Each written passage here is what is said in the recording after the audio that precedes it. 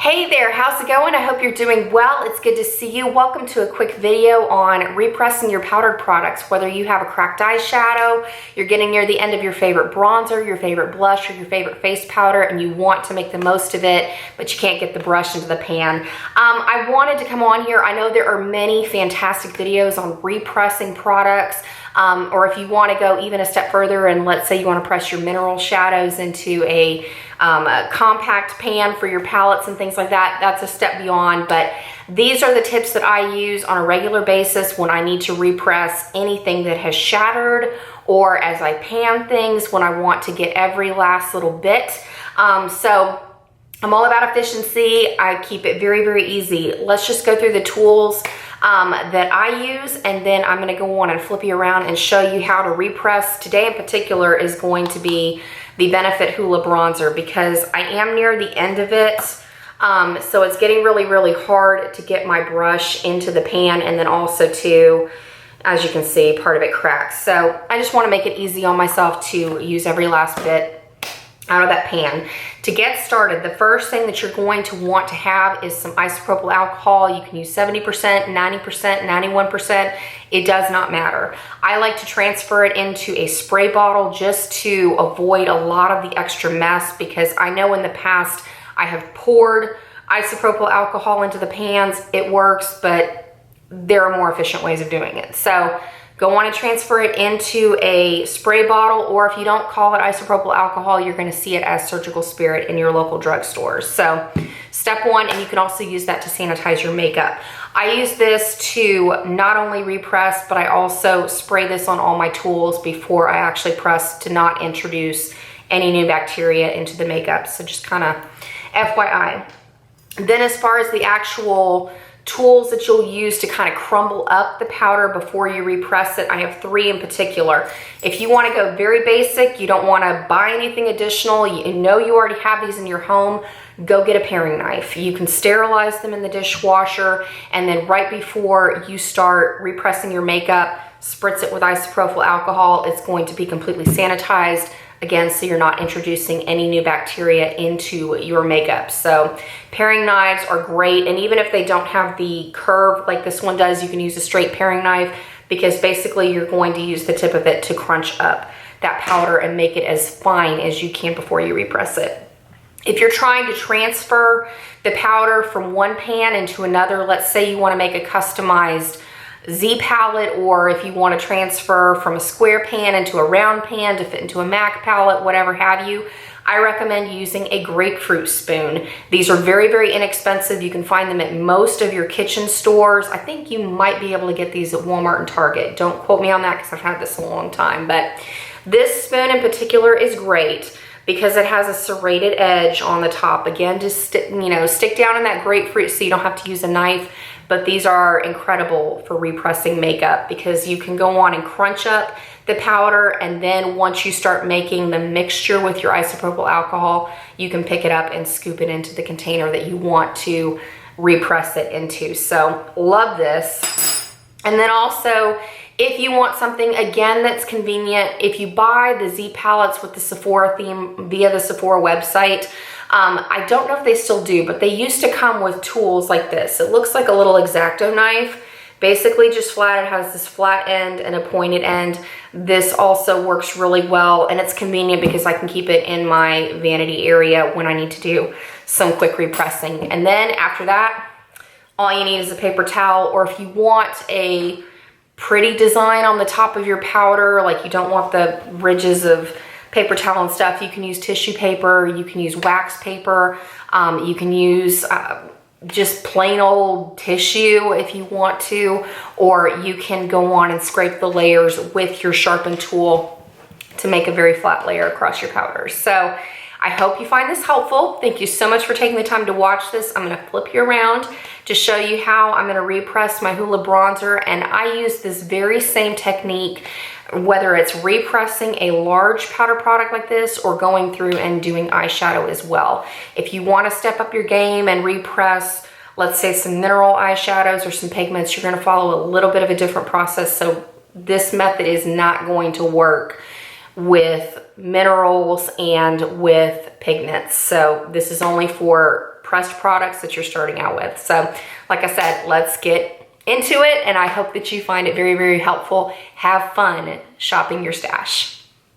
Okay, I hope that you can see this well enough, but the first thing that you're gonna wanna do is you're gonna wanna open up your powdered product. I'm gonna personally leave this inside of the Benefit packaging today, just because I want the ease of just putting it into my makeup drawer over here and using it on a daily basis. So like we talked about in the beginning of the video, you can use any of those sharp tools that I talked about, whether you use the paring knife, the grapefruit spoon, or any type of sharp object to go on and crunch up your powder.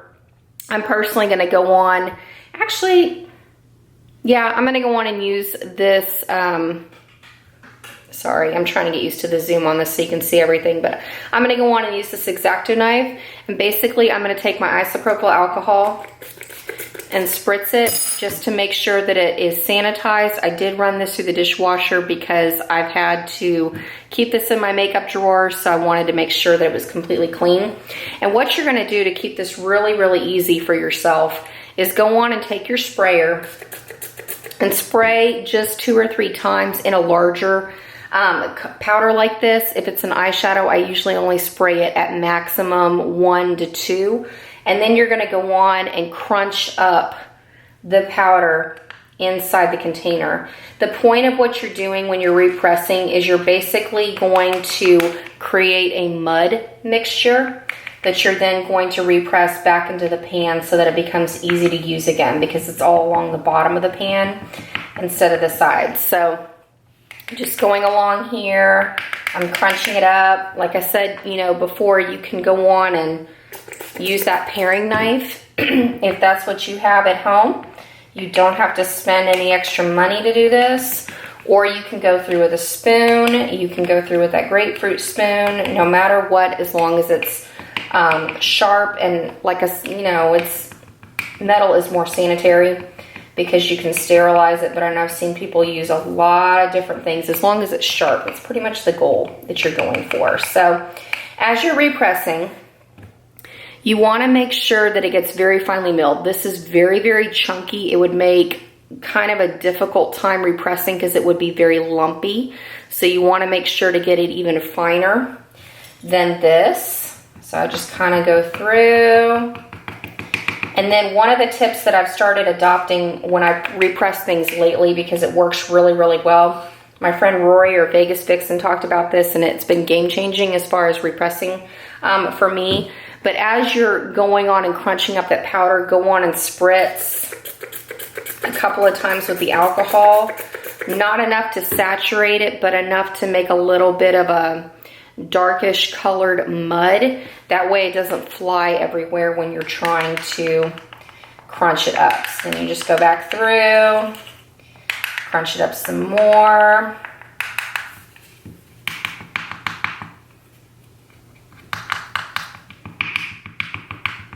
Okay.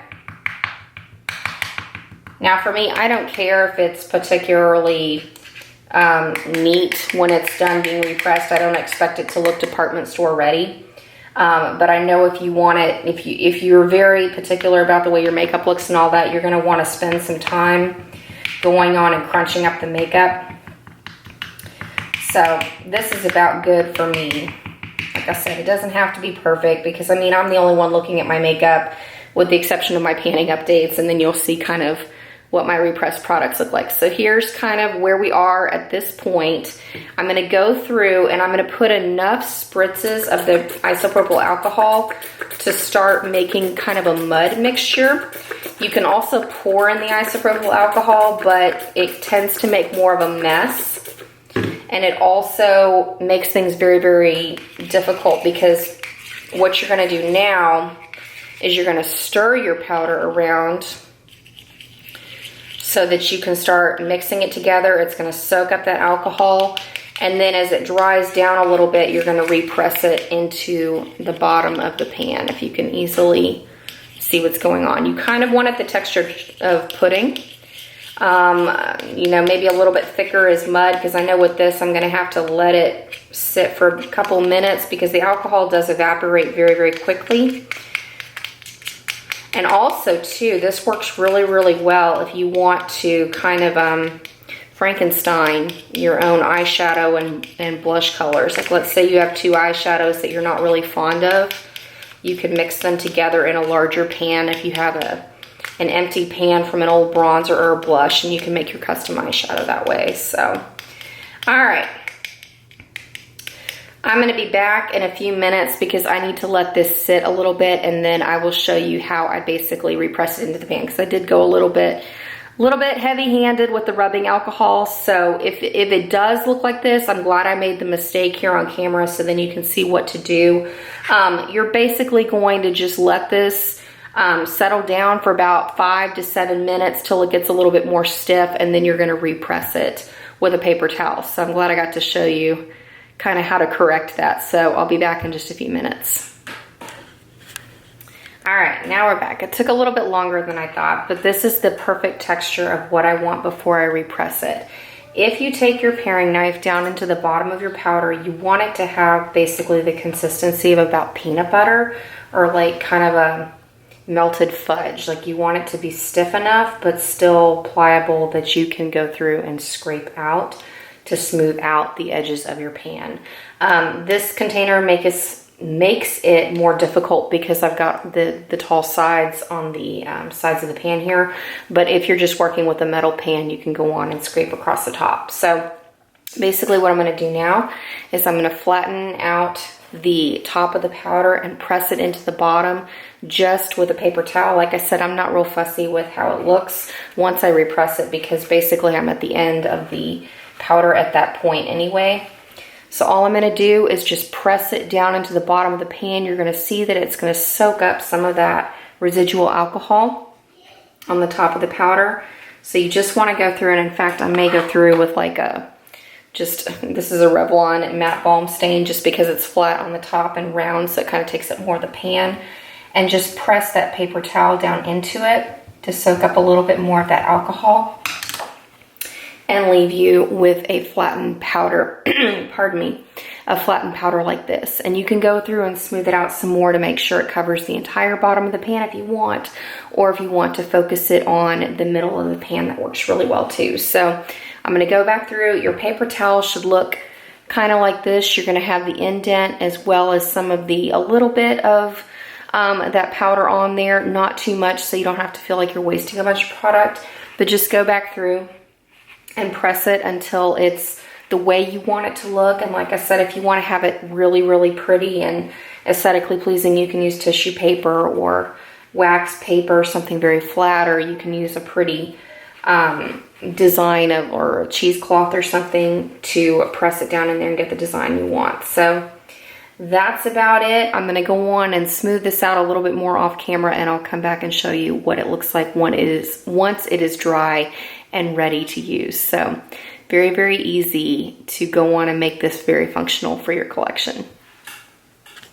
All right, and this is what you're gonna have left. So you just wanna leave it out in the open air to dry. It has started drying for me, so pretty much within the next couple of hours, it's gonna be ready to go. It's gonna have the same payoff, so I'll be ready to have my bronzer tomorrow morning when I do my makeup. So thank you so much for taking the time to watch this. I hope you found it helpful, and I look forward to catching up with you very, very soon. See you later.